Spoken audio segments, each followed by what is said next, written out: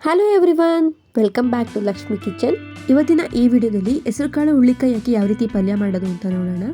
Usually ನಾವು ಈ ಪಲ್ಯಗಳನ್ನ ತಿಂದೇ ಇರ್ತೀವಿ, ಎಲ್ಲ ರೀತಿಯಾದಂಥ ಮದುವೆ ಸಮಾರಂಭಗಳಲ್ಲಿ ಮಾಡೇ ಇರ್ತಾರೆ. ಇದನ್ನ ಯಾವ ರೀತಿ ಮಾಡೋದು ಅಂತ ನೋಡೋಣ.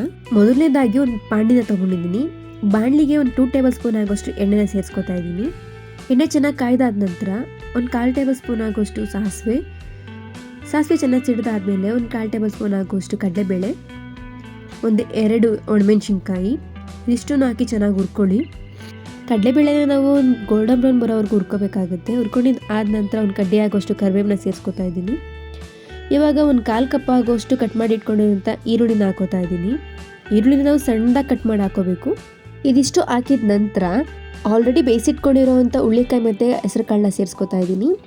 ಆ್ಯಕ್ಚುಲಿ ಹೆಸರುಕಾಳು ಮತ್ತು ಹುಳ್ಳಿಕಾಯಿ ಬೇಯಿಸಿಟ್ಕೊಂಡಿರೋಂಥ ವೀಡಿಯೋ ಕ್ಲಿಪ್ಪಿಂಗ್ ಮಿಸ್ ಆಗಿದೆ. ನೆಕ್ಸ್ಟ್ ಟೈಮ್ ಮಾಡಬೇಕಾದ್ರೆ ಇದನ್ನು ಡೀಟೇಲ್ ವೀಡಿಯೋ ಅಪ್ಲೋಡ್ ಮಾಡ್ತೀನಿ. ಇವಾಗ ಸದ್ಯಕ್ಕೆ ನಾನು 2.25 ಭಾಗದಷ್ಟು ಬೇಯಿಸ್ಕೊಂಡಿದ್ದೀನಿ. ತುಂಬಾ ಜಾಸ್ತಿ ಬೇಯಿಸ್ಕೊಳ್ಳೋಕೆ ಹೋಗಬಾರ್ದು, ಸ್ವಲ್ಪ ಒಂದು 3/4 ಭಾಗದಷ್ಟು ಬೇಯಿಸ್ಕೊಂಡ್ರೆ ಸಾಕಾಗುತ್ತೆ.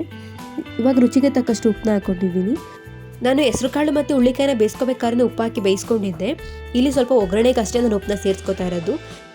ಒಂದ್ಸಲಿ ಚೆನ್ನಾಗಿ ಹುರ್ಕೊಂಡಿದ್ದು ಆದ ನಂತರ ಇವಾಗ ತುರಿದಿಟ್ಕೊಂಡಿರೋಂಥ ಕಸಿ ತೆಂಗಿನಕಾಯಿನ ಸೇರಿಸ್ಕೊತಾ ಇದ್ದೀನಿ. ಈ ರೆಸಿಪಿಲಿ ಇದು ಮೇಯ್ನ್ ಅಂತಲೇ ಹೇಳ್ಬೋದು. ತುಂಬಾ ಚೆನ್ನಾಗಿರುತ್ತೆ ತೆಂಗಿನಕಾಯಿ ಹಾಕೋದ್ರಿಂದ. ತೆಂಗಿನಕಾಯಿ ಹಾಕಿ ಚೆನ್ನಾಗಿ ಒಂದ್ಸಲಿ ಹುರ್ಕೊಳ್ಳಿ. ಜಾಸ್ತಿ ಏನು ಹುರ್ಕೊಳ್ಳೋ ಅವಶ್ಯಕತೆ ಇರೋದಿಲ್ಲ, ಸ್ವಲ್ಪ ಹಸಿಯಾಗಿದ್ರೆ ತುಂಬಾ ಚೆನ್ನಾಗಿರುತ್ತೆ ತೆಂಗಿನಕಾಯಿ. ನೋಡೋದಲ್ಲ ಯಾವ ರೀತಿಯಾಗಿ ಹುಳ್ಳಿಕಾಯಿ ಪಲ್ಯ ಮಾಡೋದು ಅಂತ. ಈ ವಿಡಿಯೋ ನಿಮ್ಗೆ ಇಷ್ಟ ಆಗಿದ್ರೆ ಲೈಕ್ ಮಾಡಿ, ಶೇರ್ ಮಾಡಿ, ಕಮೆಂಟ್ ಮಾಡಿ. ಇನ್ನಷ್ಟು ವಿಡಿಯೋಗಳಿಗೆ ನಮ್ಮ ಚಾನಲ್ನ ಸಬ್ಸ್ಕ್ರೈಬ್ ಮಾಡಿ ಅಂತ ಹೇಳ್ತಾ ಈ ವಿಡಿಯೋನ ನಿಮ್ಮ ಫ್ರೆಂಡ್ಸ್ ಅಥವಾ ಫ್ಯಾಮಿಲಿ ಮೆಂಬರ್ಸ್ಗೆ ಶೇರ್ ಮಾಡಿ. Thank you for watching.